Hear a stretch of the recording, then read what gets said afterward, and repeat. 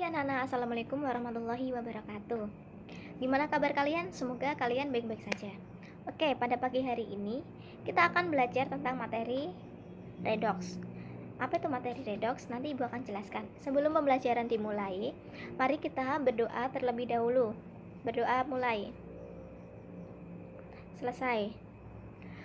Di sini nanti Ibu akan jelaskan tujuan dari pembelajaran kita, terus media apa yang akan kita gunakan, selanjutnya bagaimana penilaian dalam pembelajaran pada pagi hari ini. Untuk penilaiannya sendiri nanti ada penilaian afektif dan penilaian kognitif. Untuk penilaian afektif nanti Ibu lihat dari keaktifan kalian sama angket. Yang kedua, dari penilaian kognitifnya Ibu nanti lihat dari lembar kegiatan yang Ibu berikan dan nanti ada kuis. Di sini kita akan belajar di reaksi redox. Maksud Ibu, tujuan dalam pembelajaran pada pagi hari ini yaitu membedakan konsep oksidasi dan reduksi ditinjau dari penggabungan dan pelepasan oksigen, pelepasan dan penerimaan elektron, serta peningkatan dan penurunan bilangan oksidasi atau bilok. Yang kedua, menentukan bilangan oksidasi atom unsur dalam senyawa atau ion. Yang ketiga, menentukan oksidator dan reduktor dalam reaksi redox. Dalam pembelajaran kali ini, kita akan menggunakan Google Classroom dan WA Group. Nanti kalian kemarin kan udah join di Google Classroom Ibu, nanti di situ kalian bisa melihat bahan ajar, terus ada kuis dan lembar kegiatan siswa. Nah, sekarang kita mulai masuk ke dalam materi, yaitu materi redox, materi reaksi reduksi dan oksidasi. Sebelum materi ini Ibu jelaskan lebih lanjut, Ibu mau cerita kalau dalam kehidupan sehari-hari kita ada hubungannya dengan materi redox, yaitu materi reaksi reduksi dan oksidasi. Apa itu contohnya? Contohnya adalah reaksi pembakaran. Kenapa bisa terjadi redox, Bu, di situ? Kenapa bisa terjadi? Karena dalam reaksi pembakaran itu terjadi pengikatan O2 atau oksigen. Contohnya pembakaran apa? Contohnya adalah pembakaran gas metana. Gas metana rumusnya kan CH4 ditambah O2 menjadi CO2 dan H2O. Yang kedua, selain pembakaran ada lagi nggak sih? Jelas ada. Contohnya adalah perkaratan besi. Kenapa bisa terjadi? Karena dalam perkaratan besi itu terjadi pengikatan O2 atau pengikatan oksigen. Besi, contohnya besi kan rumusnya Fe kan. Fe itu nanti tambah O2 karena mengalami pengikatan O2, maka akan menghasilkan Fe2O3. O3 apa itu? Fe2O3 yaitu biasanya namanya besi 3 oksida atau yang biasa dikenal dengan biji besi. Oke, itu adalah contoh dalam kehidupan sehari-hari. Sekarang kita masuk materi, yaitu reaksi redox. Ini reaksi redox. Apa sih reaksi redox itu? Reaksi redox itu reaksi reduksi dan reaksi oksidasi. Oke. Jadi, reaksi redox itu reaksi reduksi dan reaksi oksidasi. Apa sih reaksi reduksi? Apa sih reaksi oksidasi? Oke, Ibu akan jelaskan. Reaksi reduksi itu reaksi pelepasan O2, terjadinya pelepasan O2 atau oksigen. Yang kedua, penerimaan elektron. Yang ketiga, penurunan bilok. Sedangkan reaksi oksidasi itu kebalikannya, yaitu pengikatan O2 seperti contoh tadi reaksi pembakaran dan perkaratan besi. Ada pelepasan elektron dan kenaikan bilok. Nah, Ibu akan jelaskan masing-masing pada ini reduksi dan oksidasi. Oke, tadi kan Ibu udah bahas tentang bilangan oksidasi dan lain-lain. Sebelum kita lanjut, apa itu bilangan oksidasi? Bilangan oksidasi yaitu suatu bilangan yang memiliki kemampuan pada suatu atom untuk berikatan dengan atom lain. Oke, sekarang kita masuk ke sini lagi, reaksi reduksi. Pelepasan O2, contohnya adalah Fe2O3 solid plus CO menjadi F2Fe plus 3CO2 mengalami pelepasan. Ini kan udah nggak ada, awalnya ini ada O-nya, di sini udah tidak ada. Yang kedua, penerimaan elektron, contohnya Cl2. Ini tanda seperti ini adalah dia nanti akan mengalami penerimaan elektron. Terus penurunan bilok. Gimana sih penurunan bilok? Ini penurunan bilok. Kita harus tahu ini kan unsur yang sendiri lah. Biasanya tuh 0. men, ya kan? Di sini ada 2. Jadi men 2. Ini namanya bilog, bilangan oksidasi. Yang awalnya 0 menjadi men 2, berarti kan dia mengalami penurunan. Jadi bilog turun. Itu yang dinamakan penurunan bilog. Sekarang reaksi oksidasi. Reaksi oksidasi kebalikannya dari reaksi reduksi. Ada pengikatan O2, pelepasan elektron dan kenaikan bilog. Ini adalah contoh dari pembakaran yang Ibu jelaskan tadi, yaitu pembakaran gas metana. CH4 plus 2O2O menjadi CO2, mengalami menjadi CO2 terus sama H2O, karbon dioksida dan hidrogen. Terus pelepasan elektron, K menjadi K plus E. Kenapa ini enggak Mn? Karena dia mengalami pelepasan elektron, tandanya sini kebalikan sama reduksi tadi. Terus kenaikan bilog, gimana sih kenaikan bilog? Ini 0, kan ada plus 1 kan, jadi plus 1. Ini 0 ke 1 kan naik, itu namanya bilog naik.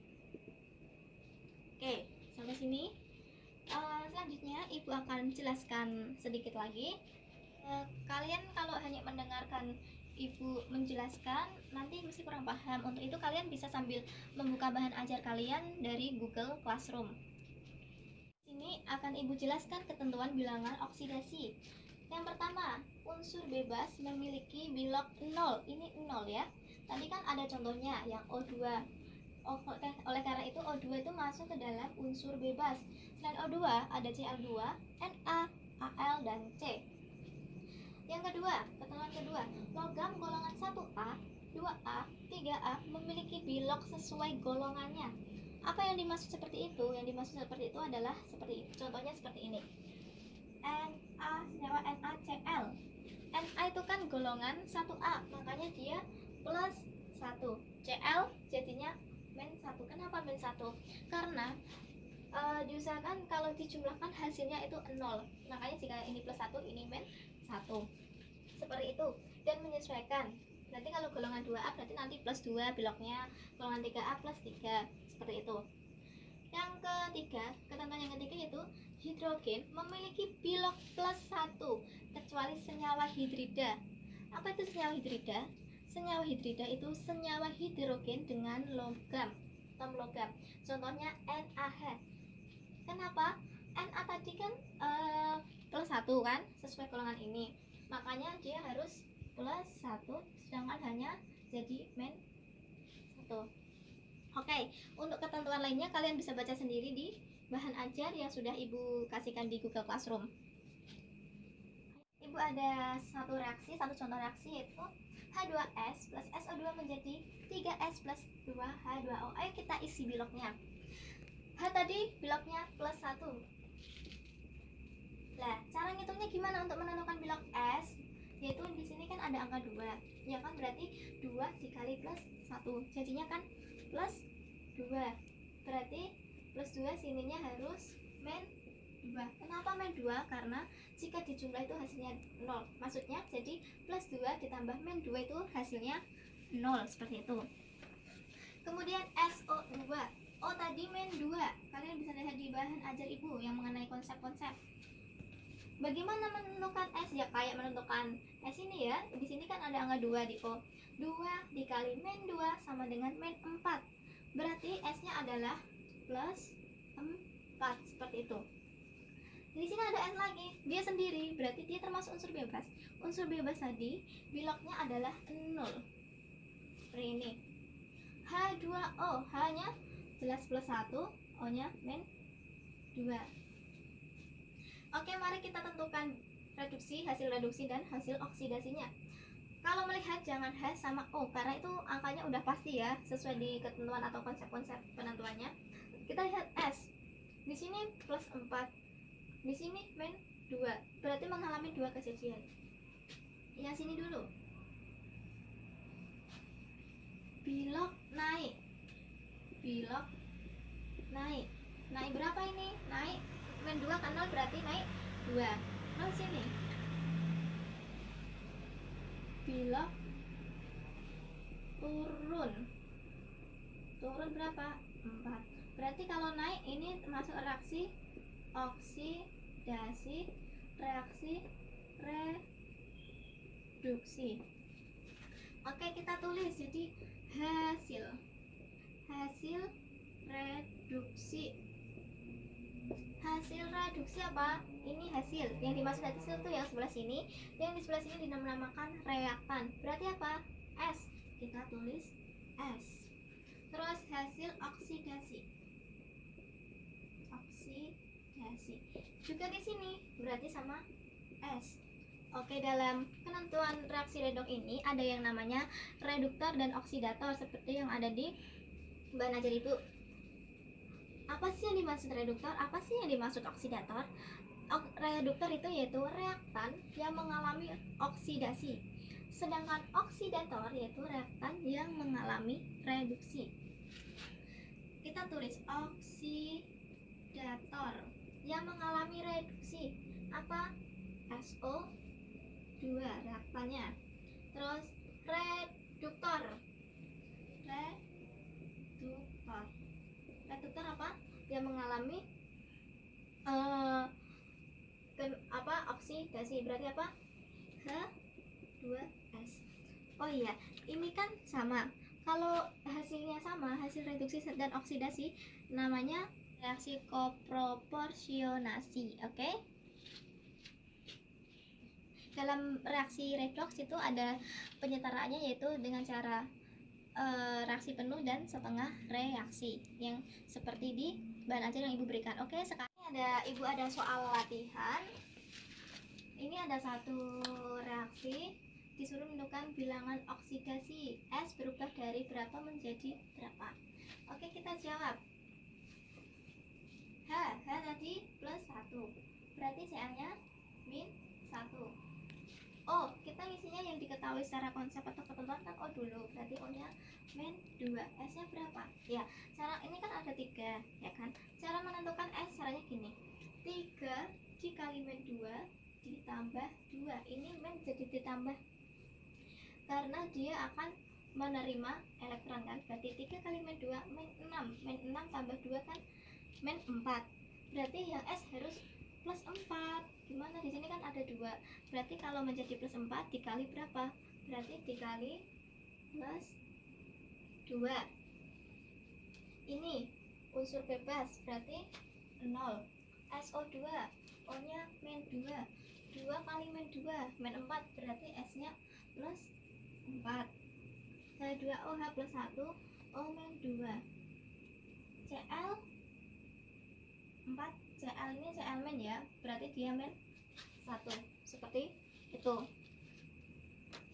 Oke, berarti kalau ditanya bilangan S berubah dari berapa menjadi berapa, kita lihat S-nya plus 2 ke 0, berarti kan mengalami reaksi reduksi, turun 2. Kita lihat lagi S-nya di sini juga min 2 menjadi 4, berarti oksidasi. Plus 2 anak-anak, ini berarti naik 2. Berarti bilangan oksidasi S berubah dari 2 menjadi